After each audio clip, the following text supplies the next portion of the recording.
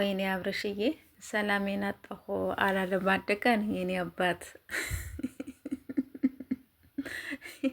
ልጅ ማሳደግ እንዲህ ነው ይሉታል።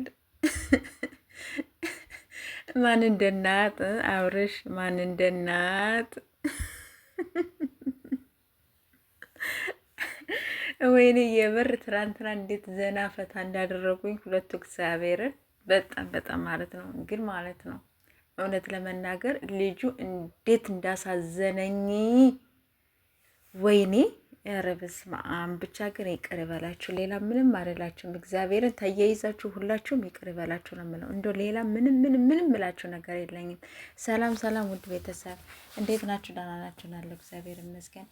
ያላችሁበት ሰላማችሁ ብዝት ዝት ይበርልኝ። የኔ ወዶች፣ የኔ ምርጦች እንኳን አደረሳችሁ ብያለሁኝ። ይኸው ጾሙ ተፈቷል። እንግዲህ ዛሬ ኢድ ነው ጋይስ እና እንኳን አደረሳችሁ ብያለሁኝ ሁላችሁንም የኔ ወዶች የኔ ምርጦች ማለት ነው። እና ትናንት ባያችሁት ቪዲዮ እንዴት አያችሁት? የምር እንዴት እንደሳቁኝ በአንድ ቀን ሰላሜን አጣሁ ነው ያለው እንግዲህ አብርሽ ማለት ነው።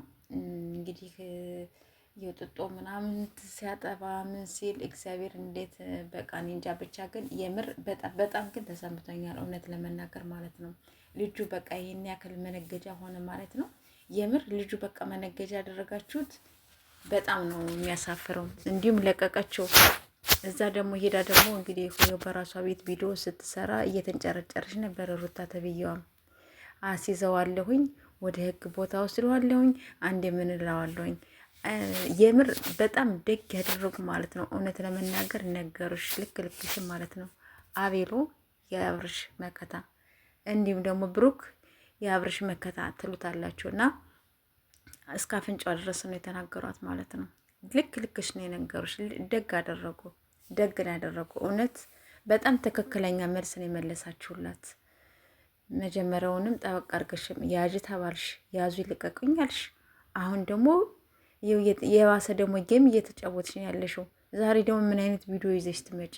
በጣም የሚያሳፍር ነገር ነው እውነት ለመናገር ማለት ነው።